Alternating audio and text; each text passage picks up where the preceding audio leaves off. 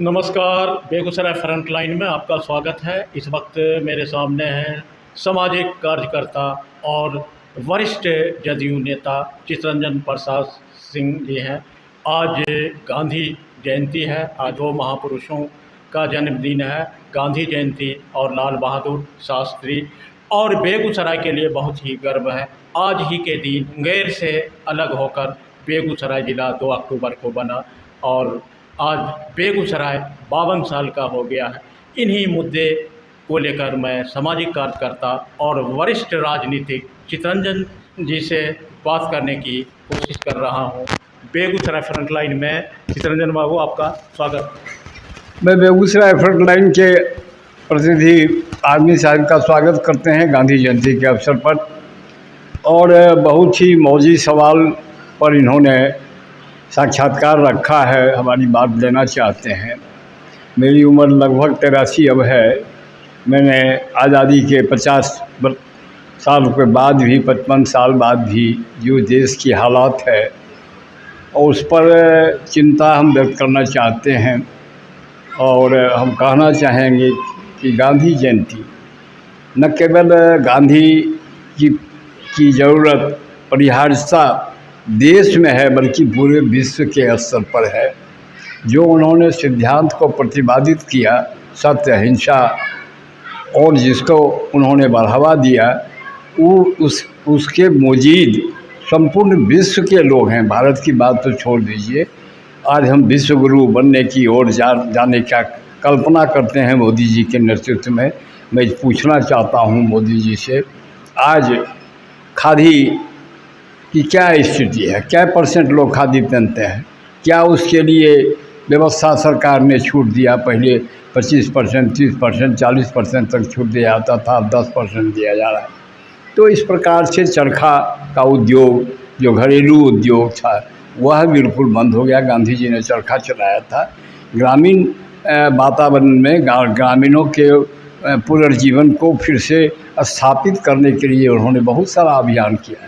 इसलिए हमने कहा कि केवल गांधी देश के ही नहीं बल्कि पूरे विश्व के लिए पूजे जाते हैं। और उनकी ख्याति, उनके सिद्धांतों को, उनके अच्छापन के, उनके सीधापन के, उनके ईमानदारी का आज भी लोग माला जपते हैं। लेकिन वह केवल माला जाप के रूप में रह गया है, औपचारिकता रह गई है। कोई ऐसा कार्यक्रम जिला में, और आज हमारे ज़िला का 72 में केदार पांडे जी चीफ मिनिस्टर। बात करते हैं बेगूसराय को जिला बने हुए 52 साल हो गया। इस 52 साल में आप बेगूसराय को कहाँ पाते हैं? मित्रों, बेगूसराय ज़िला हम वही कह रहे थे कि 72 में कांग्रेस की हुकूमत थी। केदार पांडे जी के समय में ये जिला का स्वरूप लिया। मुंगेर से हम अलग हुए। मुंगेर से आज 7-8 जिला अलग हुआ।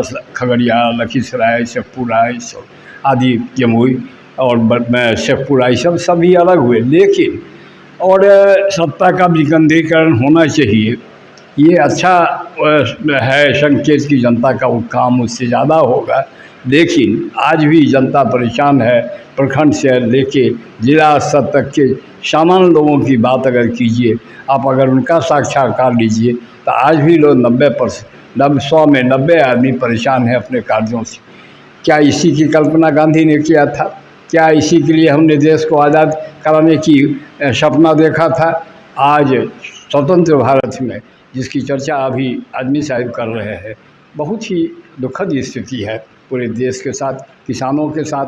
आज पूरे बेगूसराय ज़िला में किसानों की जो स्थिति है, कहता है किसान को सम्मान दे रहे हैं 2000 रुपये। अरे 2000 रुपया से क्या होगा? आप बगल के दो अनुमंडल बखरी और चलिया बरियारपुर में छोटे मझोले किसानों का 15,000 एकड़ ज़मीन 1986 में सरकार ने कहा कि पक्षी विहार के लिए लिया जाएगा। हम पक्षी विहार की विरोधी नहीं है।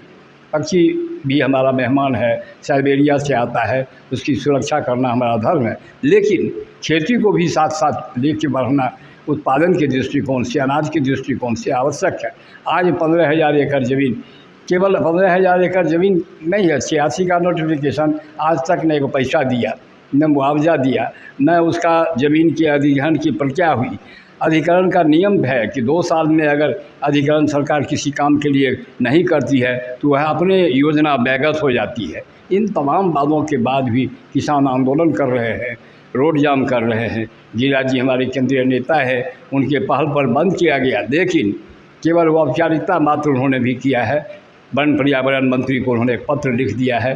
मैं इस संबंध में आदमी साहब के द्वारा जिला की जनता और प्रदेश के मुख्यमंत्री से कहना चाहते हैं कि 21 अक्टूबर 2017 को हमने ही मुख्यमंत्री को लाके जयमंगलागढ़ के सामुदायिक भवन में 3000 एकड़ ज़मीन लेने की बात तय हुई, जिसमें वन विभाग के सचिव और राजस्व विभाग के सचिव और जिलाधिकारी के द्वारा उस समय जिलाधिकारी सीमा त्रिपाठी मीटिंग का जो बैठक हुआ उसका मिनट्स निकला। और उसके बाद लेटर नंबर 165 8/2/17 को 8/2/19 को वन एवं पर्यावरण विभाग ने भारत सरकार को भेजा कि बिहार सरकार चाहती है, पश्चिम बिहार भी, लेकिन 3000 एकड़ ज़मीन वैसी ज़मीन लीजिए जिसमें लगातार सालों भर पानी रहता है, बाकी ज़मीन को कृषि के लिए छोड़ दिया जाए। आज 19 से मोदी प्रगतिशील कहे जाते हैं, मोदी की अगुवाई में लोग कहता है देश बढ़ रहा है तो किसान मर रहा है, और वो 19 से भारत सरकार में लंबित है।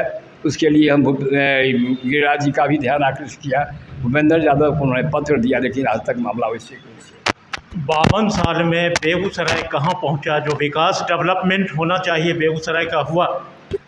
निश्चित रूप से मैं यह नहीं मानता हूँ कि विकास बेगूसराय का विकास नहीं हुआ। विकास बेगूसराय का हुआ। डॉक्टर सिक्की सिंह के समय में जो आधारशिला उन्होंने रखा था, रिफाइनरी, फर्टिलाइजर, थर्मल, उसी को हम थोड़ा विकसित किया। कोई अलग से कल कारखाना यहाँ नहीं लग पाया।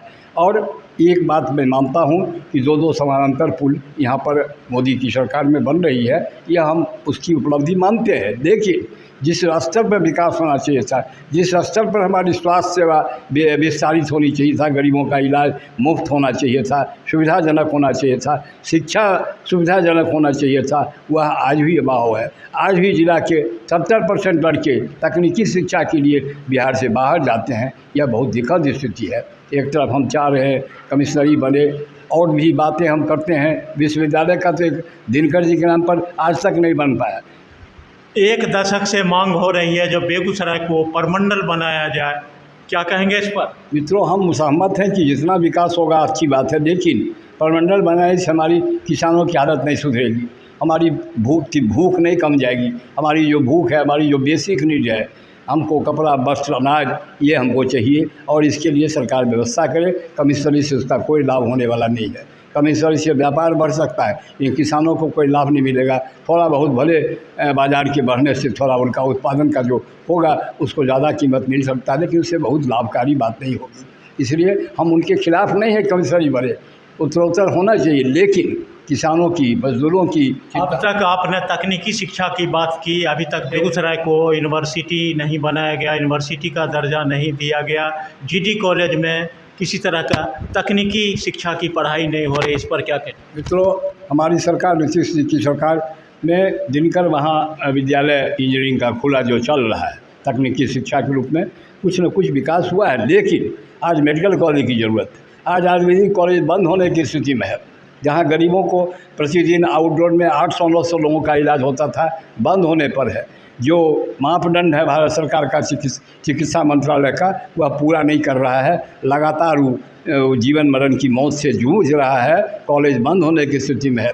भरला में 500 करोड़ या 200 करोड़ की योजना से बनने की बात हुई, आज खटाई में पड़ा हुआ है। आज मोदी जी कहते हैं कि हम ये देसी चिकित्सा को बढ़ाएंगे, कहाँ बढ़ रहा है? आज विद्यालय बंद होने पर है। हमारी स्थिति दिनों दिन पहले की तुलना में और ख़राब होती जा रही है, और इसमें विस्तार करना चाहिए, सुविधा बढ़ानी चाहिए। इंजीनियरिंग कॉलेज खुला, इंजीनियरिंग कॉलेज चल रहा है, हम मानते हैं इसको। मेडिकल कॉलेज के बारे में भी हर जिला में बनने की बात वर्तमान सरकार ने किया है, उसके तहत आज बनने की बात हो रही है, लेकिन अब तक वह सपना पूरा नहीं हुआ। क्या बिहार के प्रथम मुख्यमंत्री डॉक्टर श्री सिंह के कार्यों के बाद जो बेगूसराय में कार्य हुआ, इंडस्ट्री लगे, उसके बाद बाकी समय में यहाँ पर जो विकास का काम रुक गया है या धीमी हो गया?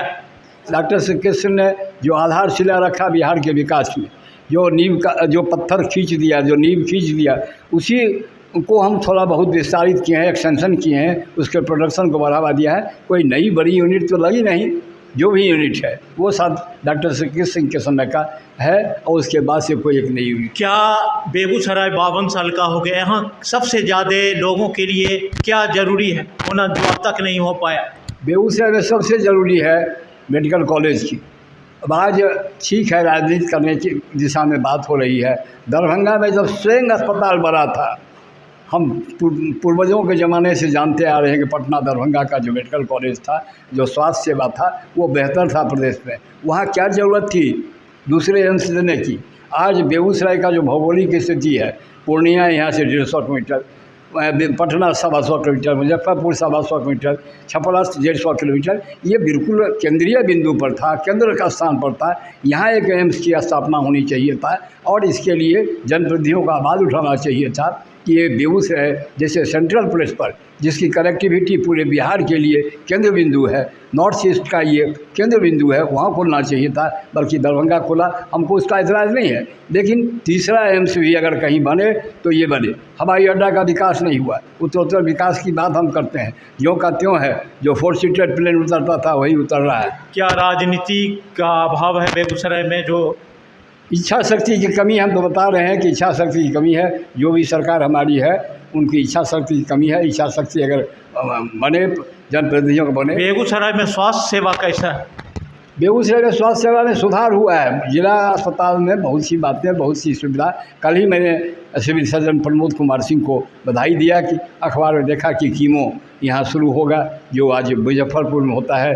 कैंसर जो सबसे बड़ा असाध्य रोग है, उसके इलाज के लोग बाहर जाते हैं और बाद के दिनों में जो उनको कीमोथेरेपी दी जाती है उसकी व्यवस्था बेगूसराय में होने जा रही है। हमने उनको कल बधाई दिया, बैठक में डीएम भी थे, उनको बधाई दिया। लेकिन जो स्वास्थ्य सेवा होना चाहिए था गरीबों के लिए, सुलभ होना चाहिए था, वह आज भी दो तरस रहे हैं। प्राइवेट नर्सिंग होम बढ़ रहा है। क्यों बढ़ रहा है? अगर सरकारी अस्पतालों में हमारी सुविधाजनक इलाज हो जाएगी तो ये 200 डॉक्टर बेगूसराय में करोड़पति बन रहे हैं, वो स्थिति नहीं रहती। से बात कर रहे थे वरिष्ठ जदयू नेता चितरंजन प्रसाद सिंह। इन्होंने बेगूसराय की स्थापना दिवस पर जो बेगूसराय का डेवलपमेंट होना चाहिए था वो नहीं हो पाया। इन्होंने जोर दे के कहा बेगूसराय को यूनिवर्सिटी परमंडल बनाया जाए और बेगूसराय में स्वास्थ्य सेवा बेहतर हो, तकनीकी शिक्षा आए और पनों की जो भूमि है उस भूमि से